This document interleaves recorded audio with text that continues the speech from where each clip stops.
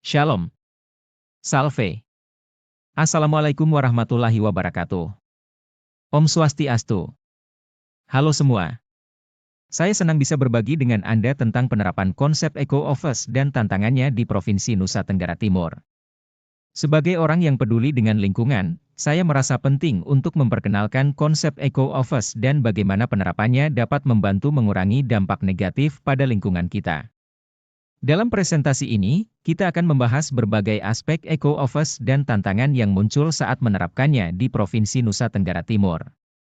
Saya berharap presentasi ini bisa memberi wawasan dan inspirasi bagi kita semua untuk berkontribusi dalam melestarikan lingkungan kita. Terima kasih sudah bergabung dan mari kita mulai. Pendahuluan. Kantor sebagai sumber konsumsi energi dan limbah yang memperparah masalah lingkungan. Konsep Eco Office untuk mengurangi dampak lingkungan dan menciptakan keseimbangan antara aspek lingkungan, sosial, dan ekonomi. Konsep Eco Office berusaha menciptakan keseimbangan antara aspek lingkungan, sosial, dan ekonomi dalam upaya mencapai tujuan keberlanjutan. Laporan Komisi Brundtland pada tahun 1987 menyoroti pentingnya keberlanjutan dalam menghadapi masalah global, dan Eco Office menjadi salah satu upaya untuk mencapai tujuan keberlanjutan tersebut. Perusahaan yang mengadopsi konsep Eco Office dapat mengurangi penggunaan sumber daya dan emisi gas rumah kaca, serta meningkatkan citra mereka sebagai perusahaan yang peduli lingkungan dan sosial. Dengan semakin banyaknya perusahaan yang mengadopsi konsep Eco Office, diharapkan dapat memberikan kontribusi yang signifikan dalam menjaga keberlangsungan hidup planet kita dan menciptakan masa depan yang lebih baik untuk generasi mendatang. Permasalahan dalam pelaksanaan Eco Office di Provinsi Nusa Tenggara Timur, NTT. Kesadaran masyarakat yang masih rendah. Kesadaran masyarakat masih rendah terhadap pentingnya menjaga lingkungan. Masih banyak kantor atau lembaga yang belum menerapkan praktik Eco Office secara optimal. Keterbatasan sumber daya. Provinsi NTT memiliki keterbatasan sumber daya, terutama air bersih dan listrik. Hal ini menjadi kendala dalam pelaksanaan Eco Office, khususnya dalam hal penghematan energi dan air. Tidak adanya regulasi yang memadai. Masih belum terdapat regulasi yang memadai dalam pelaksanaan Eco Office di Provinsi NTT. Regulasi yang ada belum memadai dalam memastikan pelaksanaan Eco Office berjalan efektif dan efisien. Keterbatasan infrastruktur. Infrastruktur yang kurang memadai juga menjadi kendala dalam pelaksanaan Eco Office di Provinsi NTT. Kurangnya fasilitas seperti tempat daur ulang, transportasi umum yang ramah lingkungan, dan jaringan internet yang stabil menjadi hambatan dalam penerapan praktik Eco Office. Kurangnya pengetahuan dan keterampilan. Kurangnya pengetahuan dan keterampilan dalam pelaksanaan Eco Office juga menjadi kendala dalam Provinsi NTT. Hal ini dapat diatasi melalui penyuluhan dan pelatihan bagi karyawan dan masyarakat secara umum mengenai praktik Eco Office yang dapat dilakukan di lingkungan kerja maupun di rumah. Tujuan penulisan. Memberikan pemahaman tentang konsep Eco Office. Membahas strategi pengelolaan kantor yang ramah lingkungan. Menjelaskan manfaat yang dapat diperoleh dari Eco Office. Membahas tantangan yang dihadapi dalam mengimplementasikan Eco Office. Menginspirasi pembaca untuk mengadopsi Eco Office dalam aktivitas kantor mereka. Regulasi pemerintah Indonesia terkait dengan Eco Office. Jenis-jenis regulasi pemerintah terkait dengan Eco Office di Indonesia hingga tahun 2021. 1. Undang-Undang Nomor 20 Tahun 2003 tentang Sistem Pendidikan Nasional. 2. Undang-Undang Nomor 32 Tahun 2009 tentang Perlindungan dan Pengelolaan Lingkungan Hidup. 3. Peraturan Pemerintah Nomor 24 Tahun 2012 tentang Rencana Tata Ruang Wilayah Nasional tahun 2011 hingga 2030. 4. Peraturan Menteri SDM Nomor 19 Tahun 2016 tentang Penghematan Energi di Sektor Industri. 5. Peraturan Menteri PUPR Nomor 30 PRT M 2016 tentang Perencanaan dan Penataan Ruang Kawasan Strategis Nasional. 6. Peraturan Menteri SDM Nomor 12 Tahun 2017 tentang Penghematan Energi pada Gedung. 7. Peraturan Menteri PUPR Nomor 10 PRT M 2018 tentang Pedoman Teknis Pengelolaan Bangunan Gedung Hijau. Beberapa peraturan daerah di Provinsi Nusa Tenggara Timur terkait dengan Eco Office. 1. Peraturan Gubernur Nusa Tenggara Timur Nomor 51 Tahun 2018 tentang Kantor Peduli Lingkungan di Nusa Tenggara Timur. 2. Peraturan Gubernur Nusa Tenggara Timur Nomor 3 Tahun 2019 tentang Pedoman Pelaksanaan Pembangunan Berkelanjutan di Nusa Tenggara Timur. 3. Peraturan Gubernur Nusa Tenggara Timur Nomor 1 Tahun 2019 tentang Pengendalian Pemanfaatan dan Pengelolaan Bahan Berbahaya dan Beracun, B3. 4. Peraturan Daerah Kabupaten Sika Nomor 12 Tahun 2013 tentang Pengelolaan Limbah Padat di Kabupaten Sika. 5. Peraturan Daerah Kabupaten Timor Tengah Selatan Nomor 14 Tahun 2012 tentang Pengendalian Pencemaran dan Kerusakan Lingkungan Hidup. Pengertian Eco-Office. Definisi Eco-Office. 1. Konsep pengelolaan kantor yang ramah lingkungan, sosial, dan ekonomi. 2. Meliputi pengurangan konsumsi sumber daya, penggunaan bahan-bahan yang berkelanjutan, serta memperhatikan kesejahteraan karyawan dan masyarakat sekitar.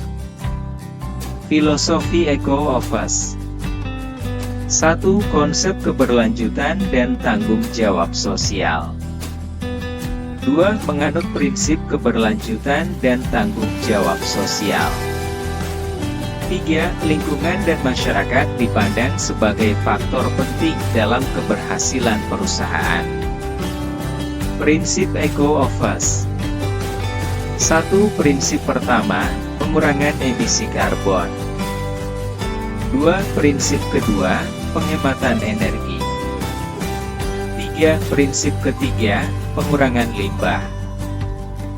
4. Prinsip keempat, penggunaan bahan-bahan yang lebih berkelanjutan.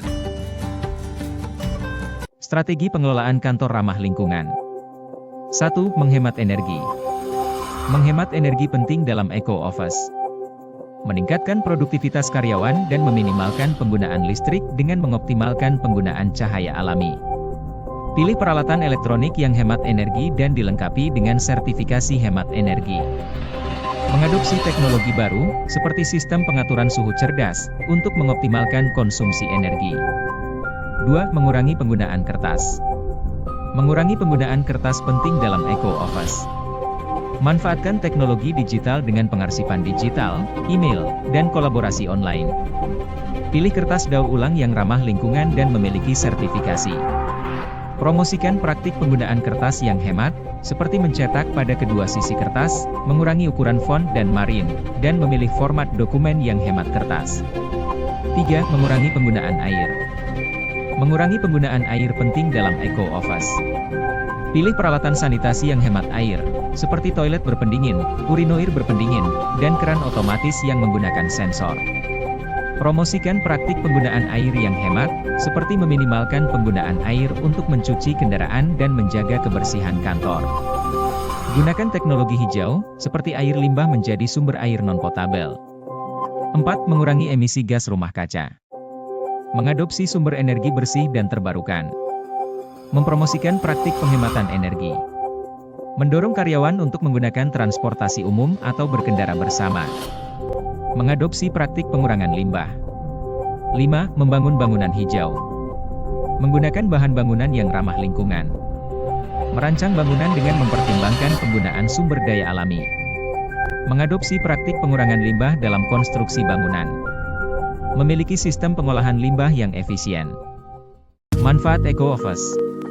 Pertama, mengurangi biaya operasional.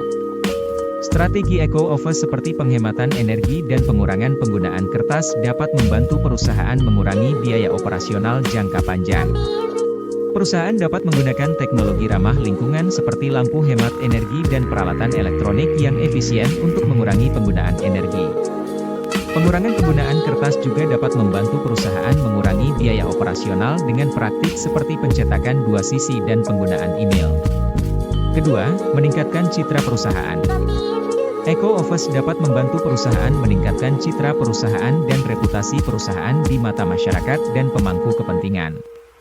Mengadopsi praktik Eco-Office dapat membantu perusahaan memperoleh sertifikasi lingkungan dan mendapatkan pengakuan atas praktik bisnis yang bertanggung jawab seperti LEED dan ISO 14001. Membangun bangunan hijau juga dapat membantu perusahaan menjadi contoh bagi perusahaan lain dan meningkatkan citra perusahaan di mata masyarakat. Ketiga, meningkatkan produktivitas karyawan. Eco Office dapat meningkatkan produktivitas karyawan dengan lingkungan kerja yang sehat dan nyaman. Mengoptimalkan pencahayaan alami, memperhatikan kualitas udara dalam ruangan, dan memperhatikan kenyamanan karyawan dalam hal suhu dan kebisingan dapat meningkatkan kesejahteraan karyawan secara keseluruhan. Eco Office cenderung menggunakan jendela besar, atap transparan, area terbuka, teknologi ventilasi yang baik, tanaman indoor, dan kondisi lingkungan yang nyaman untuk meningkatkan konsentrasi dan produktivitas karyawan. Contoh Eco Office di dunia. Perusahaan-perusahaan yang mengadopsi Eco Office. Konsep Eco Office diterapkan oleh banyak perusahaan besar dan kecil sebagai bagian dari strategi bisnis mereka. Google, Microsoft, dan Apple telah membangun kantor ramah lingkungan yang dirancang untuk mengurangi dampak lingkungan dari operasi mereka. Googleplex menggunakan teknologi energi terbarukan, termasuk panel surya dan pompa panas, serta memperhatikan penggunaan air dan kertas yang efisien. Microsoft juga memperhatikan penggunaan kertas dan air yang efisien dan menggunakan sistem pengumpulan air hujan. Apple memperhatikan penggunaan kertas dan air yang efisien dan menggunakan teknologi terbaru untuk mengurangi emisi karbon. Greenbox Architecture di Los Angeles mengkhususkan diri dalam merancang kantor ramah lingkungan yang memperhatikan aspek kesehatan dan kenyamanan karyawan, serta efisiensi energi dan pengurangan limbah. Tren Eco Office di berbagai negara. Eco Office telah menjadi tren global dalam beberapa tahun terakhir. Di Jepang, terdapat konsep Super Choice, dan banyak perusahaan menerapkan sistem manajemen energi yang efisien. Di Amerika Serikat, banyak perusahaan teknologi seperti Google, Apple, dan Facebook telah mengadopsi konsep Eco Office dan bangunan hijau. Google bahkan memiliki program Zero Waste di kantornya. Di Singapura, pemerintah telah mendorong perusahaan-perusahaan untuk menerapkan prinsip Eco Office dan banyak perusahaan besar telah memperkenalkan inisiatif untuk mengurangi penggunaan kertas dan mempromosikan penggunaan layanan digital. Di Indonesia, beberapa perusahaan besar seperti Unilever, Coca-Cola Amatil, dan Bank Mandiri telah mengadopsi prinsip Eco Office dengan memperkenalkan program penghematan energi dan mengurangi penggunaan kertas. Beberapa perusahaan bahkan sudah memperkenalkan mobil listrik dan penggunaan panel surya di kantornya. Tantangan implementasi Eco Office. Kendala teknis. Penerapan Eco Office memerlukan infrastruktur yang memadai, ketersediaan fasilitas penghematan energi, sumber daya air yang terkelola dengan baik, dan sebagainya. Beberapa teknologi yang dibutuhkan dalam Eco Office mungkin belum tersedia di pasaran atau harganya masih mahal, sehingga perusahaan kecil dan menengah yang tidak memiliki anggaran yang cukup besar akan mengalami kendala. Penerapan Eco Office memerlukan perubahan kebiasaan karyawan, sehingga perlu sosialisasi dan pelatihan untuk memperkenalkan konsep Eco Office. Koordinasi antar departemen juga diperlukan agar semua departemen memiliki kebijakan dan standar yang sama. Penerapan Eco Office memerlukan biaya peralihan, seperti pengadaan peralatan, pengadaan kertas dan bahan kantor yang ramah lingkungan, serta biaya pelatihan. Kendala sosial. Kesadaran dan pemahaman tentang pentingnya Eco Office masih rendah di kalangan masyarakat, sehingga perlu upaya edukasi agar masyarakat dapat lebih memahami konsep Eco Office dan manfaatnya. Pihak manajemen perusahaan memiliki peran yang sangat penting dalam pengadopsian Eco Office. Jika pihak manajemen tidak memberikan dukungan yang cukup, implementasi Eco Office dapat mengalami kendala. Implementasi Eco Office akan memerlukan perubahan budaya dalam perusahaan, dan ini bisa menjadi tantangan yang sulit, terutama jika karyawan tidak terbiasa dengan cara kerja baru yang dihasilkan oleh Eco Office. Pembangunan Eco Office dapat memerlukan investasi yang besar dari perusahaan, dan ini dapat menjadi kendala yang signifikan bagi perusahaan kecil dan menengah yang tidak memiliki sumber daya keuangan yang cukup. Kendala finansial. Investasi awal yang diperlukan untuk menerapkan Eco Office dapat menjadi kendala finansial bagi perusahaan, terutama bagi perusahaan kecil dan menengah. Kendala finansial dapat terkait dengan biaya peralatan dan teknologi yang diperlukan untuk menghemat energi, memproses dan mengelola limbah, atau membangun gedung hijau yang ramah lingkungan. Biaya untuk pelatihan dan pengembangan karyawan dalam menerapkan Eco Office juga perlu diperhitungkan. Meskipun investasi awal yang diperlukan cukup besar, EcoOffice menawarkan berbagai manfaat bagi perusahaan yang mengadopsinya, sehingga perlu dipertimbangkan manfaat jangka panjang dari pengadopsian EcoOffice. Dalam presentasi video ini, saya telah membahas beberapa topik penting terkait konsep EcoOffice dan tantangan penerapannya di Provinsi NTT. Melalui pembahasan ini, kami dapat menyimpulkan bahwa pertama, EcoOffice terbukti menjadi konsep yang efektif dalam mengurangi dampak negatif perkantoran terhadap lingkungan dan kesejahteraan karyawan, serta meningkatkan keuntungan perusahaan. Kedua, kendala teknis, sosial, dan finansial yang terkait dengan implementasi EcoOffice masih perlu ditangani. Ketiga, tren positif yang berkembang menunjukkan bahwa konsep EcoOffice semakin diterima dan dipraktikkan oleh perusahaan-perusahaan dan negara-negara di seluruh dunia. Berdasarkan kesimpulan tersebut, kami merekomendasikan untuk memberi dukungan dan regulasi yang lebih kuat dari pemerintah daerah sehingga diharapkan untuk mendorong pemerintah dan seluruh stakeholder perusahaan untuk menerapkan konsep ini. Dengan demikian, pemerintah daerah dan perusahaan dapat memainkan peran penting dalam menjaga keberlanjutan lingkungan, sambil tetap memperhatikan aspek bisnis dan keuntungan. EcoOffice bisa menjadi tren yang semakin populer di masa depan, sehingga kita dapat hidup di dunia yang lebih hijau dan berkelanjutan. Hal ini dapat membantu memberikan pemahaman tentang konsep EcoOffice, membahas strategi pengelolaan kantor yang ramah lingkungan, menjelaskan manfaat yang dapat diperoleh dari EcoOffice, membahas tantangan yang dihadapi dalam mengimplementasikan EcoOffice, menginspirasi pembaca untuk mengadopsi EcoOffice dalam aktivitas kantor mereka.